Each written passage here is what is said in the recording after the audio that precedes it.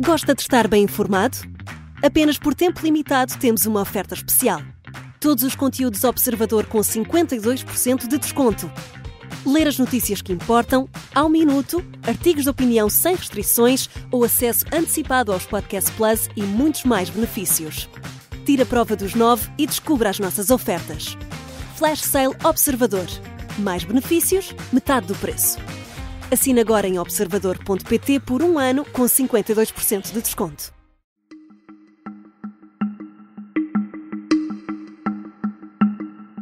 Esta é a história do dia da Rádio Observador. Que surpresa é esta, chamada DeepSeek, vinda da China?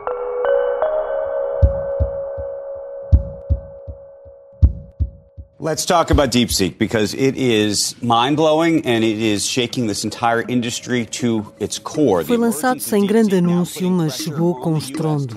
Em poucos dias, o R1, uma nova ferramenta de inteligência artificial da pequena empresa chinesa DeepSeek, tornou-se a aplicação mais descarregada nos telemóveis da Apple e fez cair as ações, por exemplo, da gigantesca Nvidia.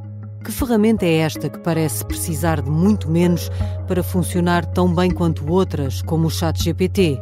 Como foi construída, apesar das sanções que limitam a expansão tecnológica da China? E o que explica esta espécie de estado de choque em que deixou o mercado da inteligência artificial?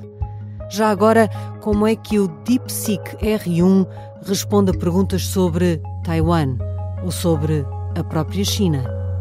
Vou conversar com Inês Capucho, jornalista de tecnologia do Observador. Eu sou a Sara Antunes de Oliveira e esta é a história do dia, terça-feira, 28 de janeiro.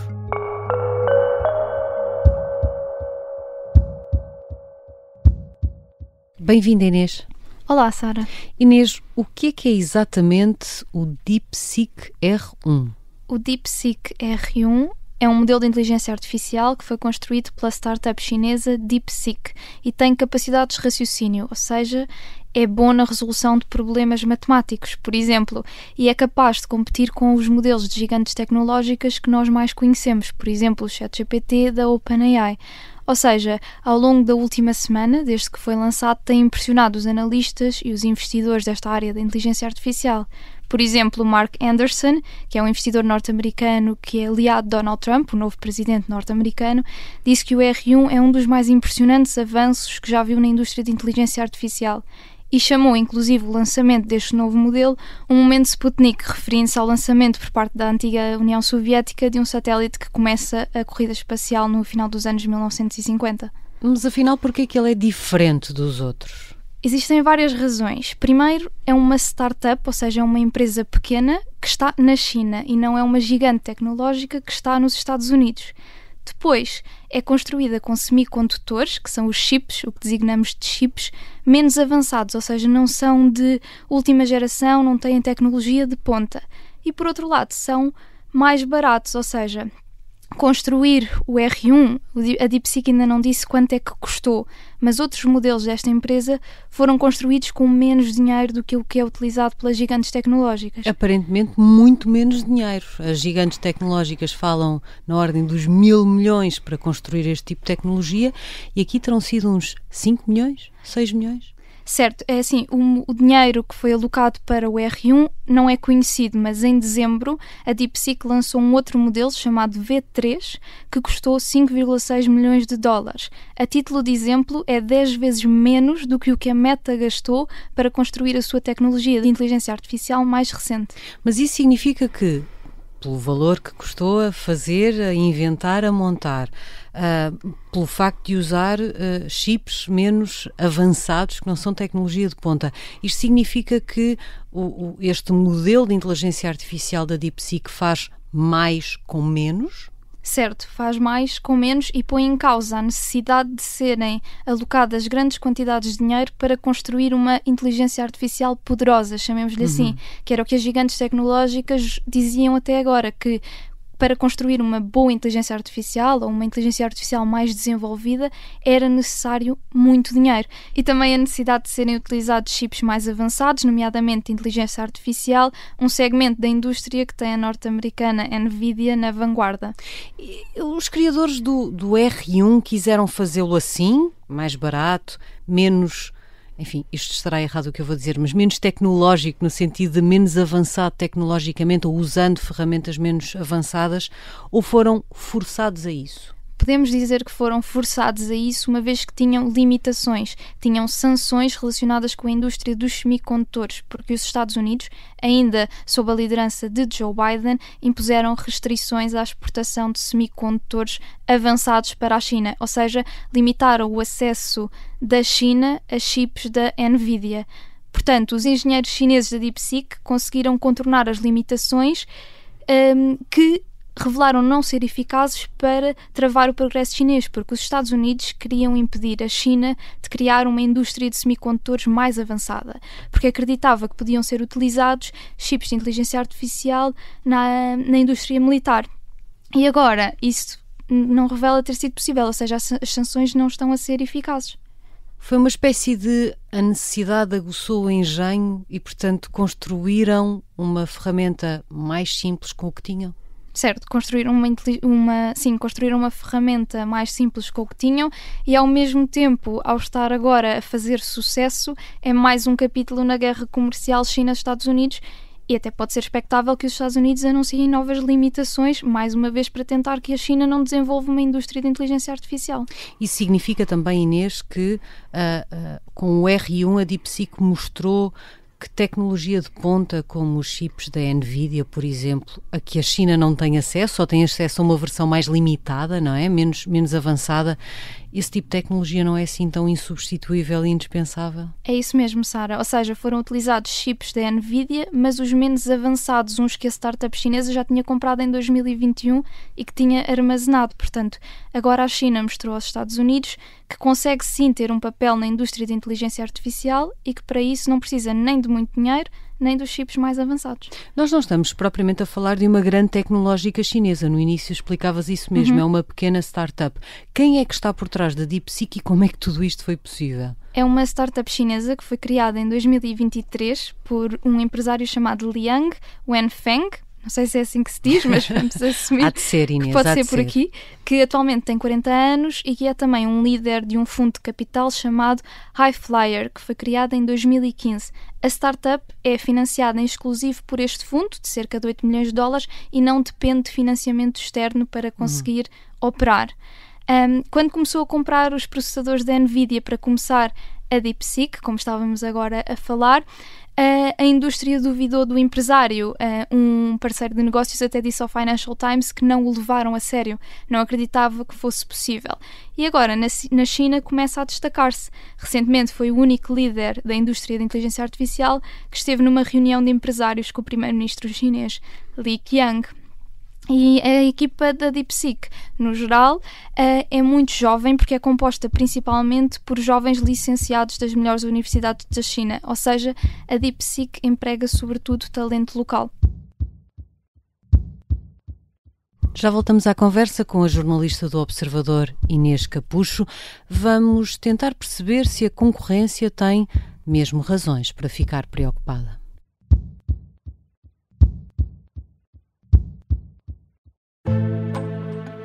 O sargento na cela 7. O homem na cela 7 escapou à morte por pouco. Piratinha do ar. Eu já disse que ele só tem 16 anos. Um espião no Kremlin. Esta é a história escondida de como Putin montou uma teia de poder e guerra. O encantador de ricos. Todos queriam estar com ele. Todos queriam ser vistos com ele. E todos queriam fazer negócios com ele. Operação Papagaio. Dão-lhe a entender que o melhor é que também fique calado. Matar o Papa. Crono não está só disposto a matar, também está disposto a morrer. Um rei na boca do inferno. A mansão da boca do inferno está cheia de espiões e informadores, por dentro e por fora. São histórias que fazem parte dos Podcast Plus do Observador. Pode ouvir no site do Observador, nas plataformas de podcast e no YouTube.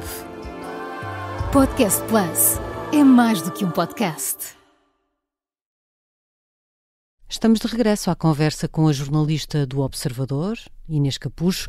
Inês, este modelo da DeepSeek tem outra particularidade. Foi lançado em open source, com código aberto. Ajuda-nos lá aqui, Inês, a perceber o que é que isto quer dizer.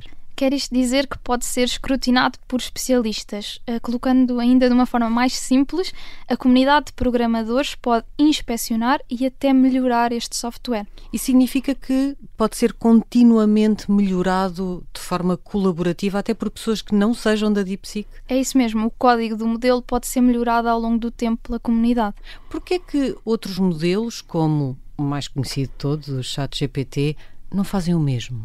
É curioso porque a OpenAI nasce primeiro com uma abordagem de que ia produzir uma tecnologia sempre em código aberto, para que os especialistas pudessem trabalhar sobre ela. Aliás, o Open, do nome OpenAI, vem mesmo daí, de abertura, de ser aberto. E ainda chegou a divulgar o código de um dos seus modelos, o GPT-2, que foi lançado em 2019. Mas depois, com o passar dos anos e, sobretudo, por preocupações de segurança, afastou-se desse modelo e então deixou de divulgar o código dos seus GPT, chamemos-lhes assim. Portanto, a OpenAI, segundo o CEO, Sam Altman, afastou-se porque quis oferecer uma forma mais fácil de atingir o limiar de segurança, mas admitiu que podem voltar ao código aberto no futuro. No fundo, estavam preocupados com aplicações maliciosas da tecnologia que, ao ser utilizada por todos, não sabemos bem o que é que cada um pode fazer ao código. Mas em código aberto significa que também sabemos todos o que lá está, é uma espécie de tecnologia sem segredos, mas imagino eu onde nem tudo é permitido, porque a censura existe na China, existe também no DeepSeek. Sim, o DeepSeek tem segredos e não responde a determinadas perguntas, por exemplo, questões sobre a possibilidade de a China invadir Taiwan ou acerca dos protestos de 1989 na Praça da Paz Celestial, quando o governo reprimiu manifestações pacíficas através da força, são quase tabu, portanto o modelo não responde, desvia-se dessas questões. Foge, diz que continuemos a nossa conversa, ou então diz que não tem capacidade para responder àquelas questões, e o mesmo se aplica a líderes mundiais. Por exemplo, se perguntarmos ao modelo sobre o primeiro-ministro indiano, Narendra Modi, vai responder, mas se for sobre o presidente chinês Xi Jinping, já não responde. É quase como se não quisesse divulgar nenhuma resposta que pudesse ir contra os interesses do regime chinês. Inês, já nos explicaste nesta história do dia o que é este R1, porque é diferente, como nasceu de uma limitação de acesso à tecnologia de ponta, mas porquê esta espécie de estado de choque em que parece ter deixado o mercado? E hoje, para preparar esta história do dia, estive a ver aberturas de jornais de economia e dos mercados e das bolsas e parece que entrou toda a gente em estado de choque com este acontecimento. Porquê isto? Minutos antes de entrarmos para gravar a nossa conversa, recebi aqui uma notificação da Forbes a dizer que a Nvidia tem hoje a maior queda da história em bolsa por causa da DeepSeek. Acho que existem vários fatores que justificam, tanto o R1 como outros modelos que foram lançados ao longo do último ano e meio pela DeepSeek, desconstroem mitos que estavam a ser construídos em redor da inteligência artificial. Que era preciso muito dinheiro para desenvolver inteligência artificial, que eram precisos semicondutores mais avançados e também que os Estados Unidos eram os líderes incontestáveis, ou seja, que só as gigantes tecnológicas sediadas nos Estados Unidos é que conseguiam liderar neste setor porque tinham o dinheiro e os recursos para o fazer. E agora a DeepSeek vem desconstruir tudo isto, vem mostrar que não são só os norte-americanos que conseguem desenvolver inteligência artificial de ponta e modelos avançados, e também que os esforços dos Estados Unidos para impedir o desenvolvimento por parte da China de uma indústria de inteligência artificial podem não estar a resultar, uma vez que se nota aqui que as sanções não estão a ser eficazes.